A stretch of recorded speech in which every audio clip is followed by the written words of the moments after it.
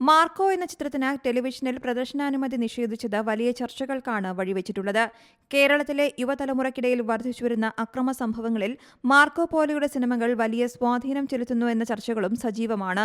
ഈ പശ്ചാത്തലത്തിലാണ് Marco cinema ടെലിവിഷനിൽ പ്രദർശിപ്പിക്കാനുള്ള അനുമതി സെൻസർ ബോർഡ് നിരോധിച്ചത്. ഈ നടപടിക്കെതിരെ ഇപ്പോൾ രംഗത്ത് വന്നിരിക്കുകയാണ് നിർമ്മാതാക്കളുടെ സംഘടന. സെൻസർ നടത്തി പ്രദർശനയോഗ്യം എന്ന സർട്ടിഫിക്കറ്റ് നൽകിയതിനു ശേഷം ചിത്രം പ്രദർശിപ്പിക്കരുത് എന്ന് പറയുന്ന സെൻസർ ബോർഡിന്റെ തീരുമാനം ശരിയല്ലെന്നാണ് നിർമ്മാതാക്കളുടെ സംഘടനയുടെ അഭിപ്രായം. വാർത്താക്കുറിപ്പിലായിരുന്നു സംഘടന ഇക്കാര്യം വ്യക്തമാക്കിയത്. നമ്മുടെ നാട്ടിൽ വർദ്ധിക്കുന്ന ഹിംസകരമായ കുറ്റകൃത്യങ്ങൾക്ക് കാരണം സിനിമയിൽ കാണുന്ന വയലൻസ് മാത്രമെന്ന് പറയുന്നത് ശരിയല്ല.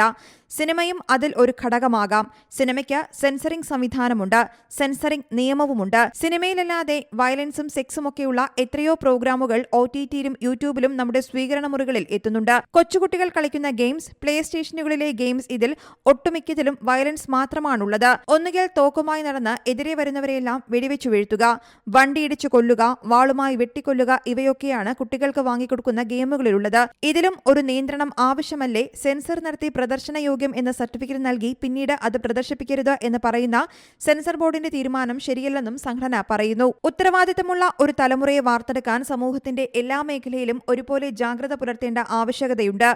ഈ ഉത്തമബോധ്യമുള്ളതുകൊണ്ട് സമൂഹത്തിന് വിപത്തായ ലഹരി പദാർത്ഥങ്ങളുടെ ഉപയോഗം മറ്റെല്ലാ മേഖലയിലും എന്ന പോലെ സിനിമാരംഗത്ത് വ്യാപകമാകുന്നു എന്നതും അത് സിനിമാ നിർമ്മാണത്തെയും ബാധിക്കുന്നു എന്നതും ഇതേക്കുറിച്ച് അന്വേഷണം നടത്തണമെന്നും Kerala film producers association 2023 April മാസത്തിൽ വിളിച്ചു ചേർത്ത പത്രസമ്മേളനത്തിലൂടെ സർക്കാരിനോട് പരസ്യമായി ആവശ്യപ്പെട്ടതാണ്. നിർഭാഗ്യവശാൽ നാളിതുവരെ തങ്ങൾ ഉന്നയിച്ച ഈ കാര്യങ്ങൾക്ക് സർക്കാരിന്റെ ഭാഗത്തു നിന്നും മാതൃകാപരമായ ഒരു നടപടിയും കൈക്കൊണ്ടിട്ടില്ലെന്നും സംഘടന വ്യക്തമാക്കുന്നുണ്ട്. ലഹരി പദാർത്ഥങ്ങളുടെ വ്യാപനത്തിനും അതുവഴിയുണ്ടാകുന്ന ഹിംസാത്മകമായ പ്രവർത്തനങ്ങൾക്കും പൂർണ്ണ അറുതി വരുത്താൻ നമ്മുടെ സമൂഹം ഒറ്റക്കെട്ടായി പ്രവർത്തിക്കണമെന്നും അതിന് പൂർണ്ണ പിന്തുണയുമായി കേരള ഫിലിം പ്രൊഡ്യൂസേഴ്സ് അസോസിയേഷൻ ഒപ്പമുണ്ടാകുമെന്നും സംഘടന വ്യക്തമാക്കുന്നു.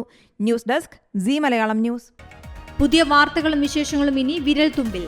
എല്ലാ ഡിജിറ്റൽ പ്ലാറ്റ്ഫോമുകളിലും ഇപ്പോൾ സീ മലയാളം ന്യൂസ് ലഭ്യം.